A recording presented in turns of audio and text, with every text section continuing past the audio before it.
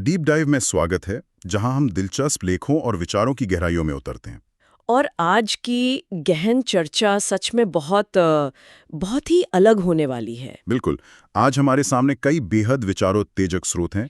हमारे पास justice through restitution, Shani and the divine law of karmic balance और the architecture of restitution जैसे लेखों का एक पूरा स्टैक है। हाँ, और जब मैंने इन्हें पहली बार देखा तो लगा कि शायद ये बस एक और पारंपरिक आध्यात्मिक चर्चा होगी। सच कहूं तो मुझे भी यही लगा था, लेकिन जब मैंने इन सबको पढ़ना शुरू किया तो पता चला कि ये स्रोत असल में हमारे रोजमर्रा के व्यवहार और मानव मनोविज्ञान के बारे में बात कर रहे हैं। बहुत ही तार्किक और कठोर ढांचे के साथ। हाँ, तो चलिए इसे थोड़ा विस्तार से समझते हैं।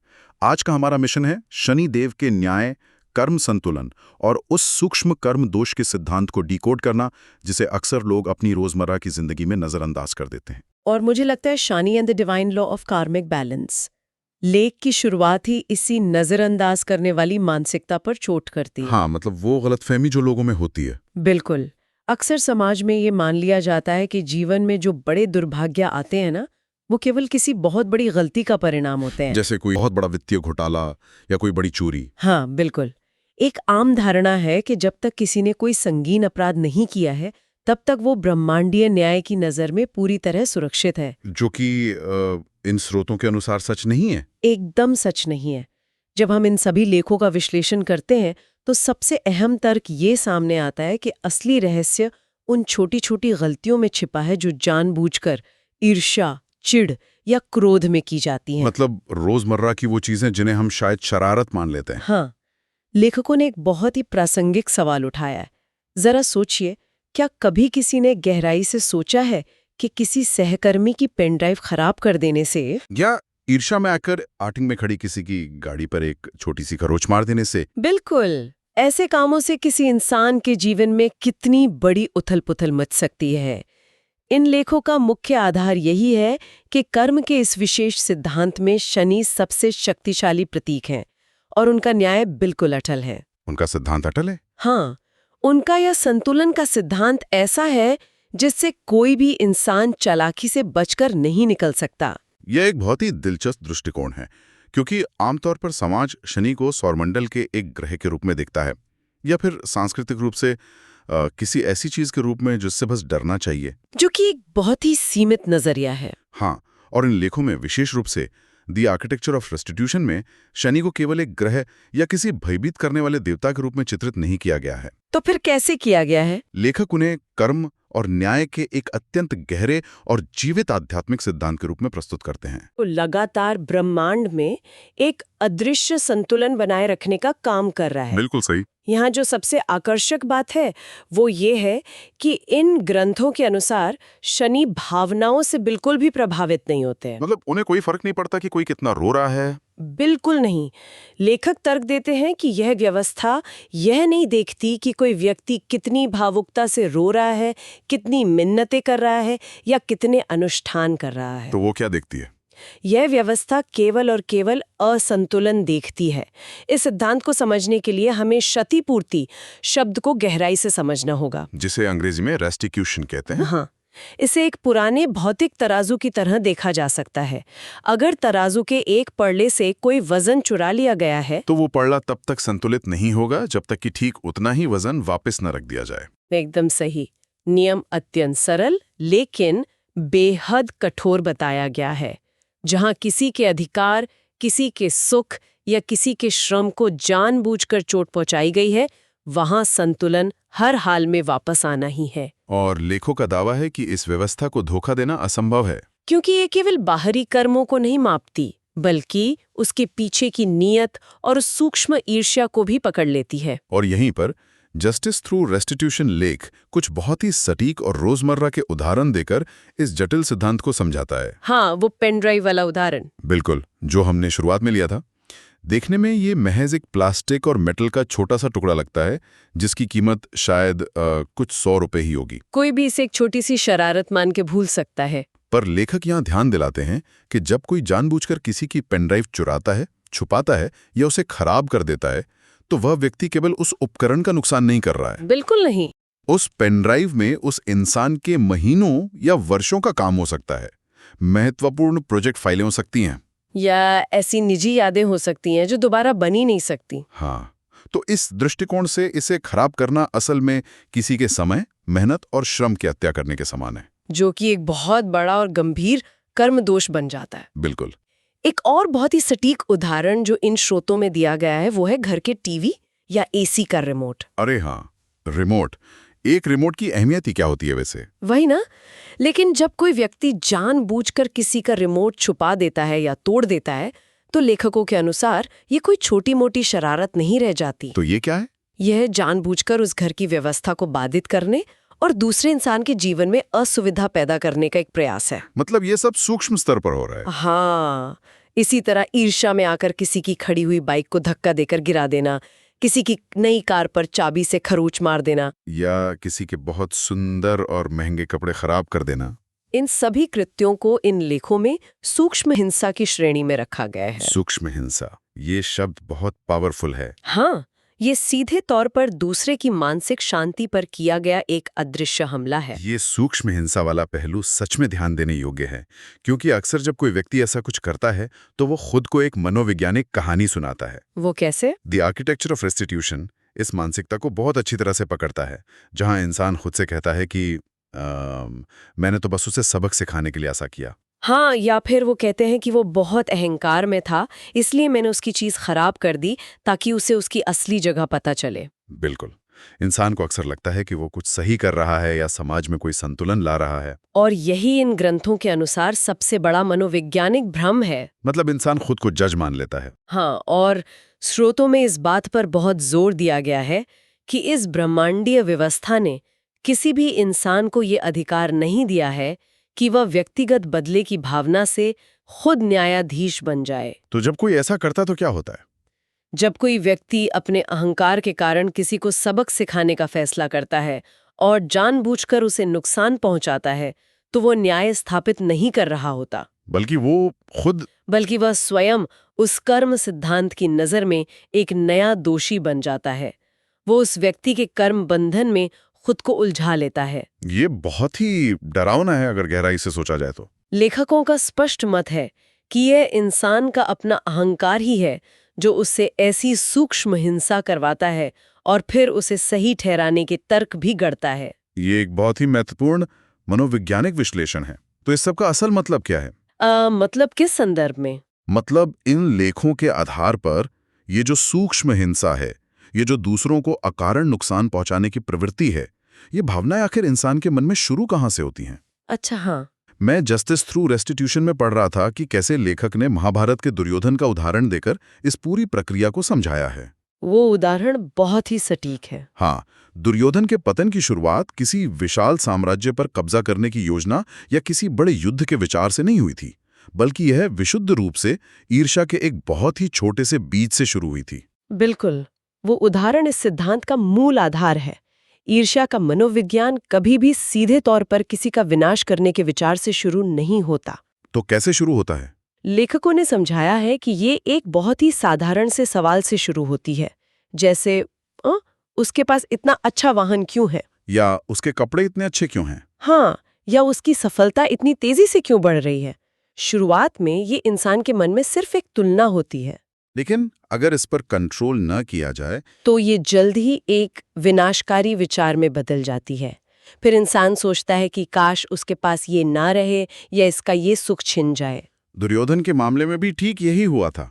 पांडवों के समृद्धि और उनके इंद्रप्रस्थ की सुंदरता को देखकर दुर्योधन के मन में जो ईर्ष्या जागी, उसने पहले उसके अपने मन को जलाया, उसकी रातों की नींद छीन ली। और अंततः उसी ईर्ष्या ने उसके पूरे जीवन और उसके पूरे कुल का विनाश कर दिया।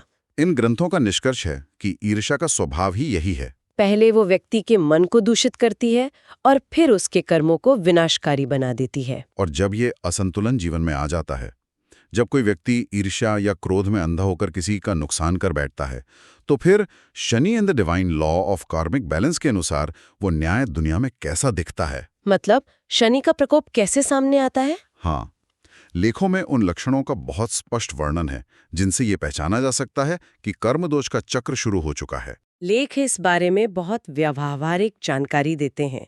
वे स्पष्ट करते हैं कि शनि का न्याय कोई फिल्मों जैसा जादुई श्राप नहीं है जो एक रात में आसमान से गिरेगा और सब कुछ भस्म कर देगा। तो ये कैसे होता है? ये बहुत ही धीरे धीरे और रोजमर्रा के जीवन में प्रकट होता है।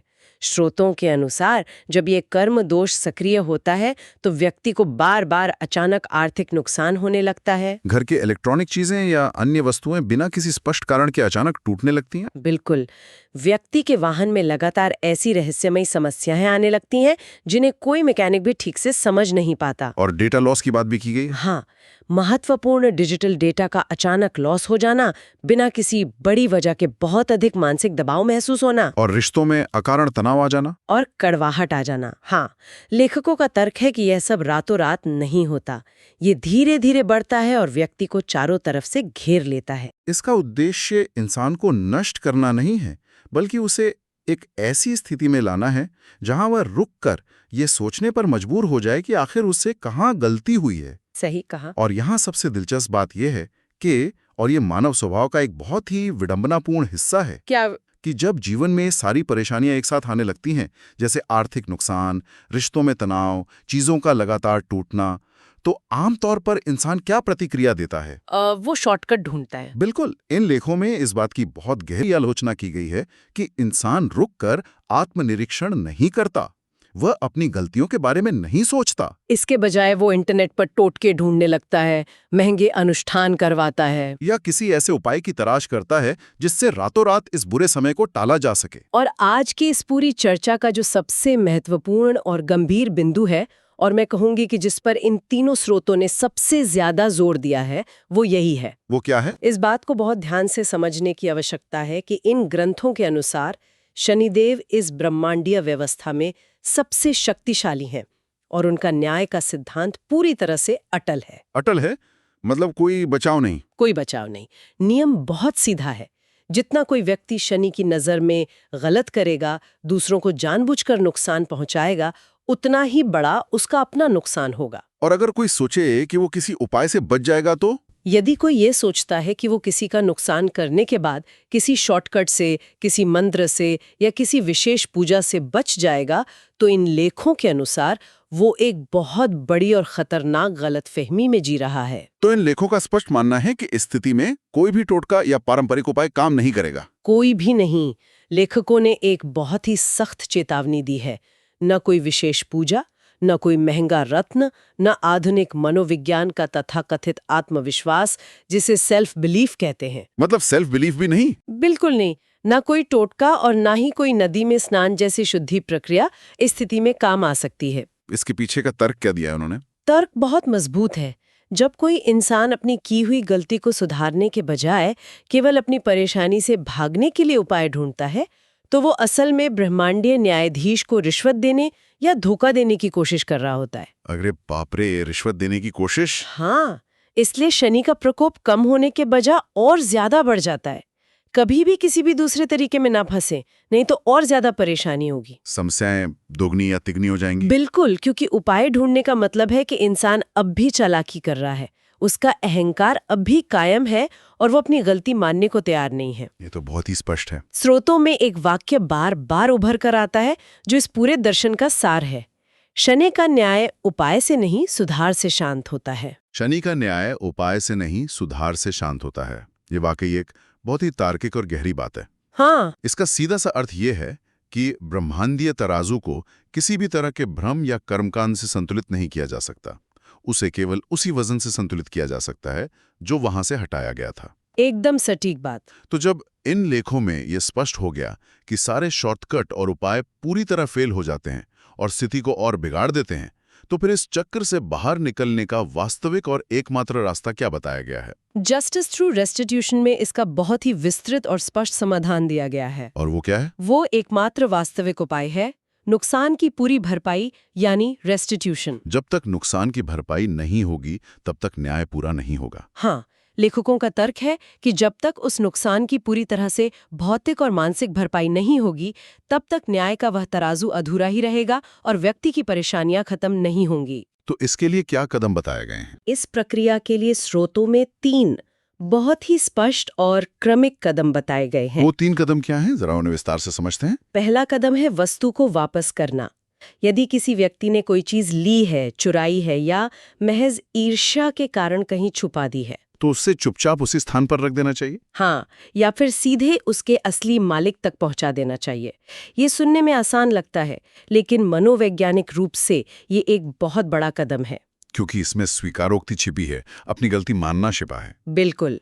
दूसरा कदम है नुकसान की भौतिक भरपाई। जैसे अगर कोई चीज टूट गई है, हाँ, यदि ईर्ष्या में या क्रोध में कोई चीज तोड़ दी गई है, जैसे हमने पेन ड्राइव या रिमोट का उदाहरण लिया था, या किसी की गाड़ी पर खरोच मारी गई है, तो उस इंसान को ठीक वैसी ही नई वस्तु खरीद कर देनी चाहिए। या उसकी मरम्मत का पूरा खर्च बिना किसी बहस के खुद उठाना चाहिए। एकदम सही। ये भौतिक भरपाई तो फिर भी इंसान कर सकता है पैसे खर्च करके, लेकिन द आर्किटेक्चर ऑफ रेस्टिट्यूशन में जो तीसरा कदम बताया गया है वो मुझे सबसे ज्यादा चुनौतीपूर्ण लगा। बिल्कुल, क्योंकि तीसरा कदम सबसे अहम है और मानव अहंकार के लिए सबसे मुश्किल भी। वो है माफी मांगना। हाँ, पीड़ित व्यक्ति की संतुष्टि और उसे सच्चे मन से माफी मांगना।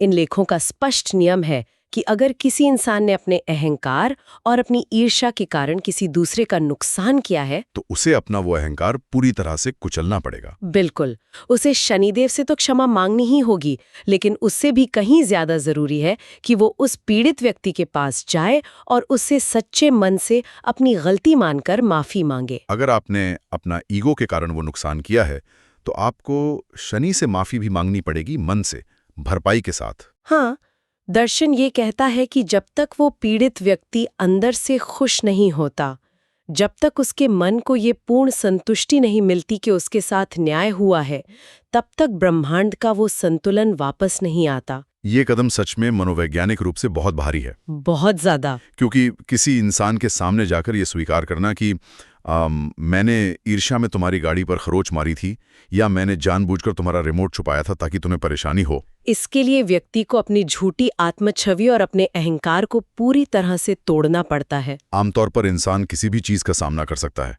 लेकिन अपने अहंकार को टूटते हुए देखना उसके लिए सबसे डरावना होता है। और इन ग्रंथों के अनुसार शनि का मुख्य उद्देश्य यही है। वे असंतुलन पैदा करने वाले उस झूठे अहंकार को ही तोड़ना चाहते हैं। अहंकार टूटे बना सच्ची क्षतिपूर्ति हो ही नहीं सकती। बिल्कुल नहीं। तो ऐसे में एक स्वाभाविक सवाल उठता है, हाँ। अगर सारा जोर केवल भौतिक भरपाई और पीड़ित से माफी मांगने पर है, हाँ। तो क्या इसका मतलब यह है कि इन ग्रंथों में भगवान की पूजा, प्रार्थना या आध्यात्मिक साधना का कोई महत्व नहीं बताया गया है? ऐसा नहीं है कि उनका महत्व नहीं है, लेकिन लेखकों ने उनका एक बहुत ही स्पष्ट और सही समय निर्धारित किया है। वो समय क्या है? स्रोतों में स्पष्ट रूप से बताया गया है कि भौतिक संतुलन लौटाने और पूरी क्षतिपूर्ति करने के बाद ही आध्यात्मिक शांति के लिए की गई प्रार्थना काम आती है। मतलब पहले भरपाई फिर प्रार्थना। हाँ, जब कोई व्यक्ति नुकसान की पूरी भरपाई कर देता है और पीड़ित से अपना अहंकार छोड़कर माफी मांग लेता है, केवल तब वह अपने मन की शांति के लिए प्रार्थना कर सकता है। स्रोतों में कुछ विशिष्ट मंत्रों का भी उल्लेख किया गया ना? हाँ,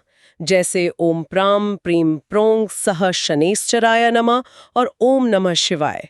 यहाँ शिव करुणा और चेतना के परिवर्तन के प्रतीक हैं। लेकिन इन लेखों का मूल नियम हमेशा एक ही रहता है कि पहले संतुलन फिर साधना। बिल्कुल। जब तक भौतिक दुनिया में दूसरे इंसान के साथ किया गया अन्याय नहीं सुधरता, तब तक कोई भी मंत्र या आध्यात्मिक साधना फलित नहीं हो सकती। ये विश्लेषण सच में बहुत गहरा और व्यावहारिक है।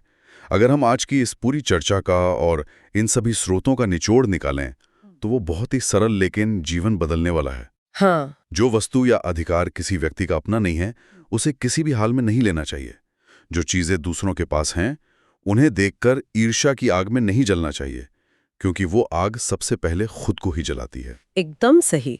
और सबसे अहम बात, कभी भी जानबूझकर किसी दूसरे व्यक्ति की चीज, उसके समय या उसकी मानसिक शांति को नुकसान नहीं पहुंचाना चाहिए, क्योंकि ब्रह्मांडीय तराजू सब कुछ नाप रहा है। बिल्कुल। इन लेखों के अनुसार ब्रह्मांड के इस कर्म सिद्धांत से डरने की जरूरत नहीं है, लेकिन ये समझना बहुत जरूरी है कि इस अत्यंत शक्तिशाली और अटल न्याय से भागना या किसी शॉर्टकट के जरिए बचना पूरी तरह से असंभव है। एकदम सही। अगर हम इसे इन लेखों के बड़े परिप्रेक्ष्य में देखें, तो यह पूरी व्यवस्था केवल किसी दंड या श्राप से बचने के बारे में नहीं है। तो यह किस बारे में है? यह असल में धर्म के मूल स्वरूप के बारे में है। धर्म कोई कर्मकांड नहीं है जहां से किसी का अधिकार छीना गया है। ठीक वहीं उस अधिकार और सम्मान को वापस स्थापित कर देना ही असली धर्म है। ये बहुत ही सुंदर बात कही आपने। यही ब्रह्मांड का वह संतुलन है जो समाज और जीवन को सुचारू रूप से चलाता है। जब लोग दूसरों के प्रति दुर्भावना और सूक्ष्म हिंसा छोड़ देते हैं तो वे असल में अपने ही जीवन के रास्तों को बाधाओं से मुक्त कर रहे होते हैं। यह एक बहुत ही स्पष्ट और सशक्त नजरिया है। इन स्रोतों ने आज हमें कर्म, न्याय और रोजमर्रा के मनोविज्ञान को देखने का एक बिल्कुल नया लेंस दिया है। हाँ, सच में। लेकिन इस गहरी चर्चा को खत्म करने से पहले एक विचार है जो इन स्रोतों की भावना से ही उभर कर आता है और जिस पर गहराई से सोचने की जरूरत है। वो क्या? अगर ये कर्म सिद्धांत इतना सूक्ष्म, इतना सटीक और इतना कठोर है कि वो ईर्ष्या में आकर पार्किंग में किसी की गाड़ी पर मारी गई एक छोटी सी खरोंच का भी पूरा हिसाब रखता है, तो जरा सोचिए, लोग अपनी रोजमर्रा की जिंदगी में अपने कड़वे शब्दों से, अपने तीखे तानों से और अपने झूठे अहंकार से दूसरों के मन और उनके आत्मसम्मान पर जो अदृश्य खरोचे मारते हैं, उनका हिसाब उस ब्रह्मांडीय तराजू में कितनी कठोरता से होता होगा। ये तो बहुत ही गहरा सवाल है। क्या कभी किसी ने उन अदृश्य नुकसानों की, उन टूटे हुए मनों की भरपाई करने या उनके लिए अपना अहंकार छोड़कर सच्चे मन से माफी मांगने के बारे में सोचा है? शायद बहुत कम लोग ऐसा सोचते हैं। इसी विचार के साथ हम आज की इस गहन चर्चा को यहीं विराम देते हैं। सोचने और अपने ही व्यवहार का आत्मनिरीक्षण करने के लिए बहुत कुछ है। ज्ञान और विचार विमर्श की इस यात्रा में हमारे साथ जुड़ने के लिए धन्यवाद।